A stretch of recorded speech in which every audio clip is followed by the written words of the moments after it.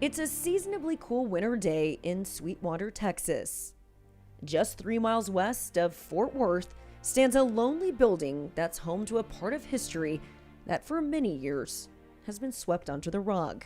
It was here on August 5th, 1943, that the WASP program provided an opportunity for women to fly for the first time.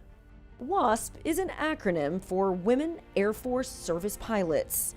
With World War II in full operation, a need for non-combat pilots arose, which created a once-in-a-lifetime chance for women that had never previously been considered.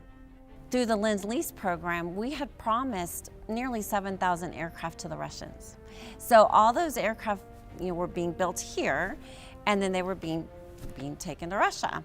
And so it was just simply more than what our men could do. And so at that point, you're talking about keeping some men at home when they were desperately needed in combat. So it was really desperation.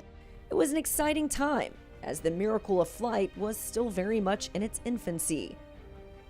Jacqueline Cochran and Eleanor Roosevelt were the driving force behind the movement to put women in the air. The First Lady had aspirations of her own to fly, eventually befriending Amelia Earhart. Though she never realized her dream, she was instrumental in convincing those in power to make use of the women who were willing to serve. In one of her columns, she said, this is not a time for America to hold back. We need to put out our secret, most important weapon, and that weapon is women. We have women that can fly, and they should be flying. And so I think that was the tipping point. The U.S. knew we needed more pilots. They knew women were there and potentially able to do it. They weren't convinced women could fly military aircraft.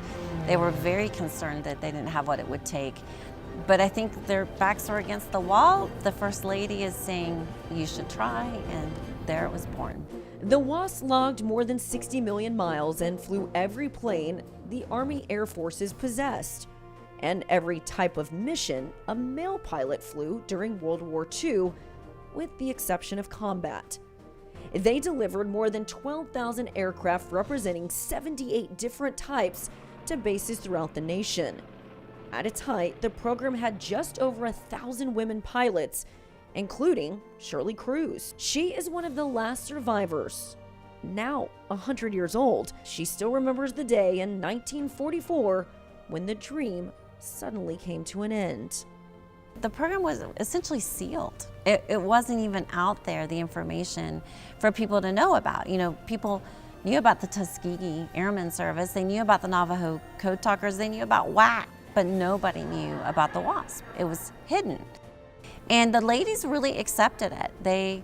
It was a bitter pill to swallow. Some certainly fared much better than others as they headed home, but they went on about their lives. Sadly, the hard work and accomplishments of these pioneers of flight would go unrecognized for several decades.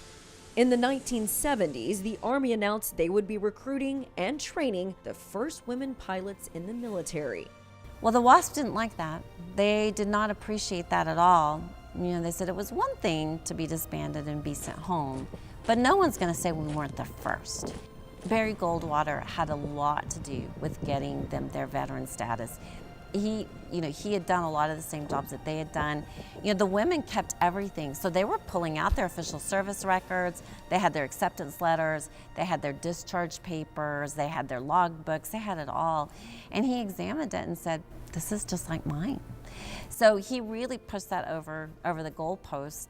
And in 1977, Jimmy Carter, very unceremoniously, signed it into law, giving them veteran status. There was no fanfare, no party. In fact, he didn't even invite any WASP to be there in the Oval Office when it was signed. These pioneers of the sky came from all walks of life, each of them with the same goal: to serve their country in its greatest time of need. They were mothers, daughters, sisters, and proud pilots who are now remembered by a grateful nation for their service as everyday heroes.